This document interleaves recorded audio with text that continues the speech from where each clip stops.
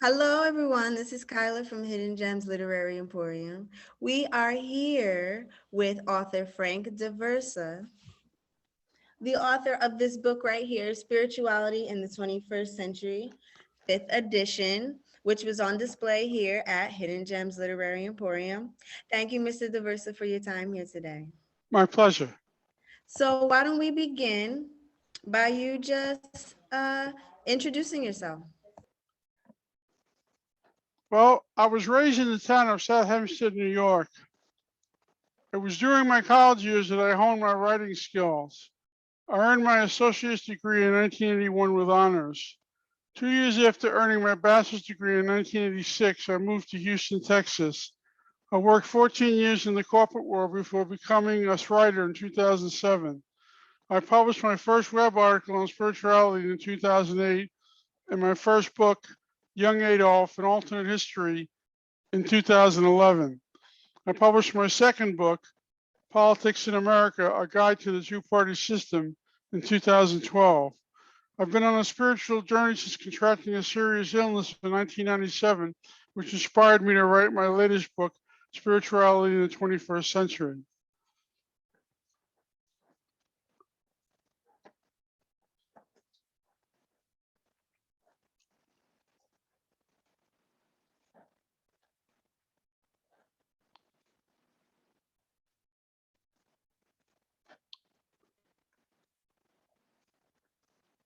I'm not getting you. I'm not getting you. I'm sorry. Why don't we begin by you telling us a little bit about your illness? My what? Your illness? Oh, okay. I have a psychiatric condition known as schizoaffective disorder, in which my thoughts sometimes become distorted and my emotions become withdrawn. When that happens, I lose my ability to socialize, and the only thing I can do is isolate myself from others until it subsides.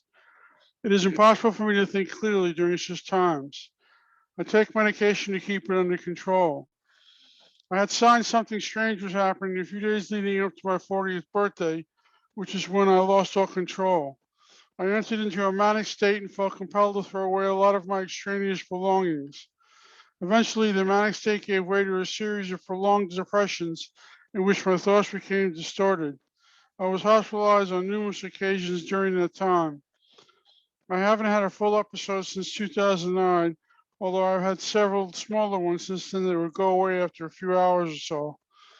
You see, I was an agnostic for 20 years leading up to the outbreak, and I firmly believe this illness was God's way of putting me back into spiritual alignment.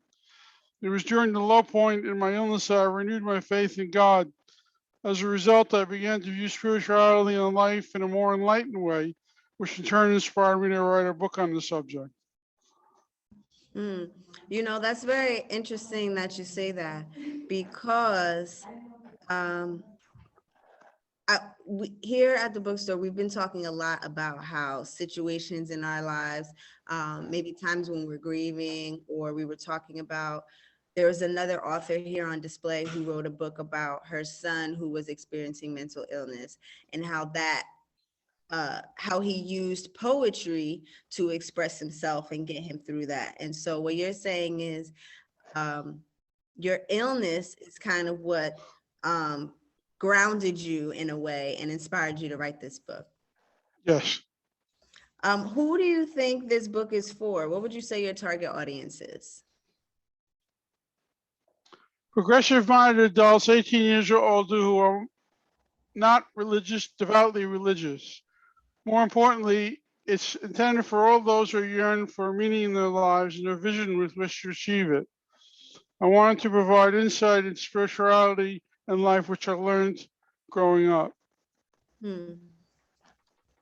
And it's interesting that you say that because the two people who bought your book were of the teenage age range. And I think in reading the book, it's written in a way where different age groups can receive the information that is in here. So what would you say makes your book different from other books that are perhaps on a similar topic? The book cuts through religious dogma and presents the material in a straightforward, down-to-earth manner. It should be easy and enjoyable for any adult to read. In it, I talk about my life experiences in the world in general. I've been through a lot of adversity in my time, and I tried to share the lessons I've learned along the way with my readers. And when you're reading the book, it kind of feels like a journey. And you talk about there are 5 principles, correct? 5 principles of spiritual enlightenment, yes. Yes. And so how did you come to create that list? Well, I tried to determine what would be necessary to gain spiritual enlightenment. Mhm. And I came up with 5 steps on the list. And out of those 5, would you say that there's one that's more important, or would you say they're equally as important? Well, accepting God as in your life and Jesus Christ as your Savior, I'd say is probably the most important. Mm. And if you wanted your readers to take away one thing from this book, what would you think that would be?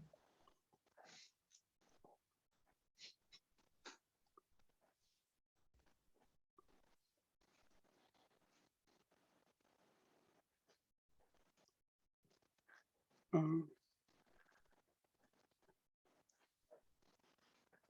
oh, the book is designed to be inspirational.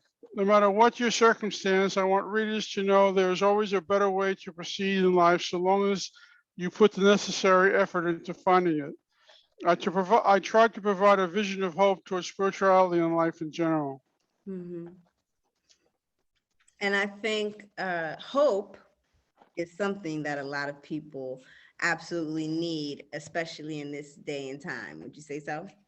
Yeah, Yes. And it's so funny that you said that, because I just randomly opened to your book to page 114, and then I have 2 sentences highlighted. It says, "Never give up hope. There are solutions to your problems. You just have to find them." precisely. That's right. Would you like to choose an excerpt from your book and maybe read and talk about it? Sure. Okay, great. Take your time. It is taken from chapter 13. It is a bridge for succinctness. Of all the problems that exist in the world today, there is one so pervasive that it touches almost everyone in one way or another. It has been around since the dawn of humanity. Wars have been fought because of it. It is handed down from generation to generation. It manifests itself on both an individual and societal level. This problem is intolerance. Mhm. Intolerance is the unyielding adherence to one's opinions or prejudices, regardless of how damaging they may be.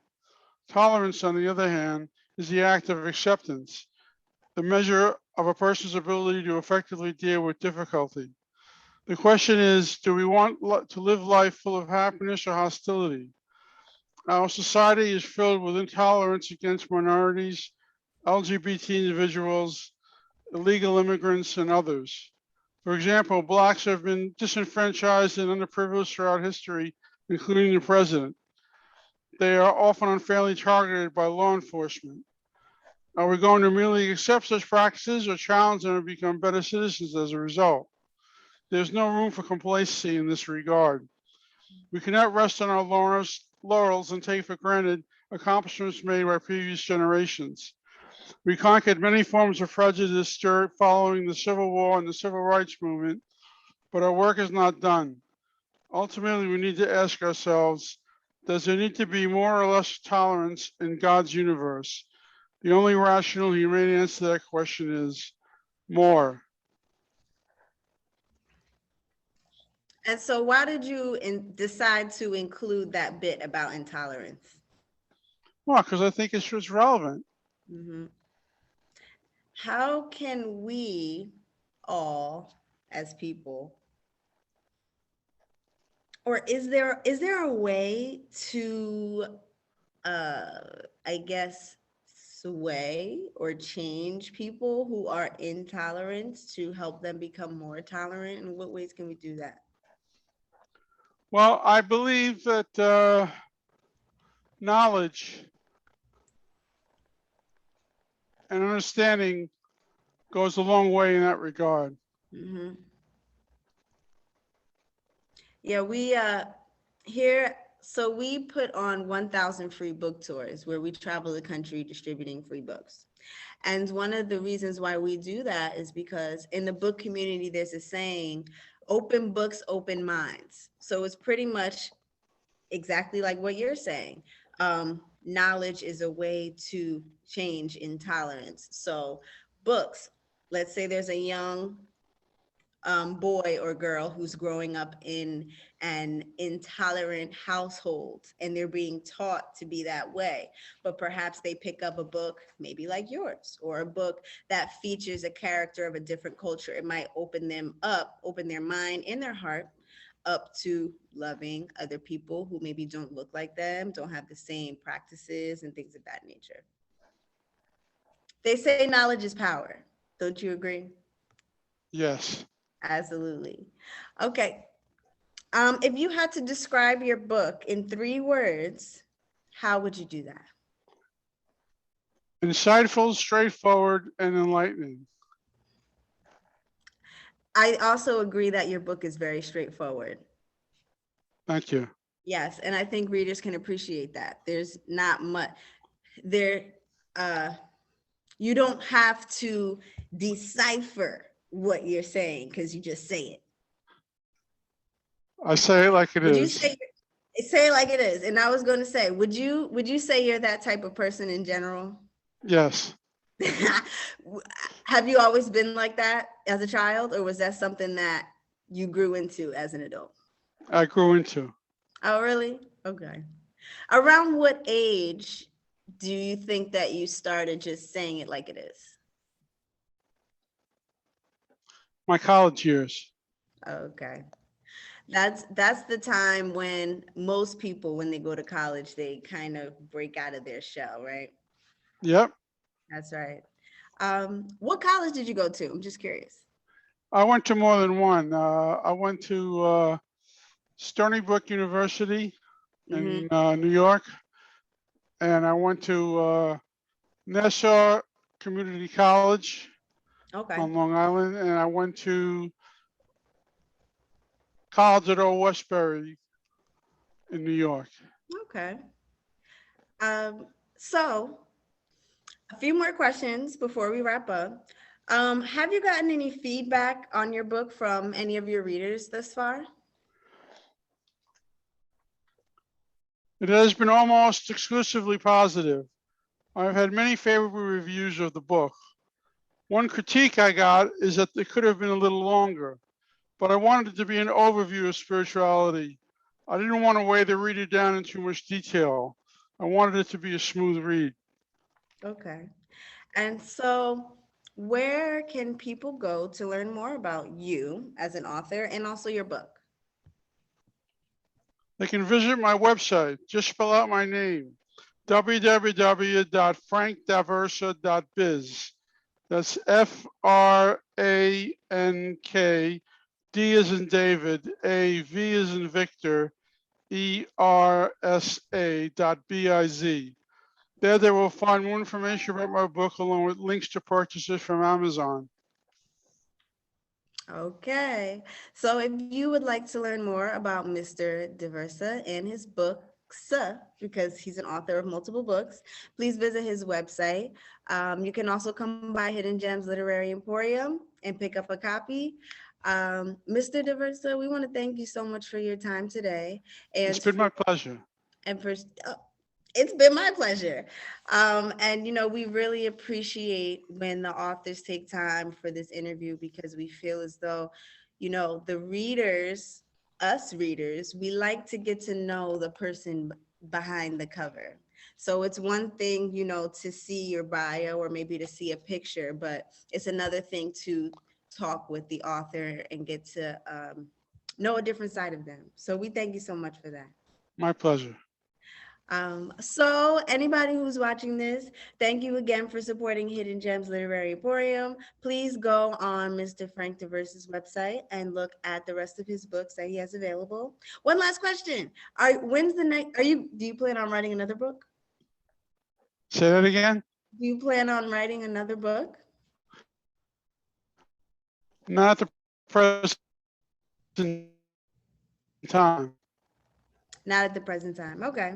Well, we know there's a time for everything. So maybe in the future you'll feel inspired to write some more. Thank you. Okay. Yes, thank you again, Mr. Daversa. And I hope you have a good rest of your day. You too. Okay.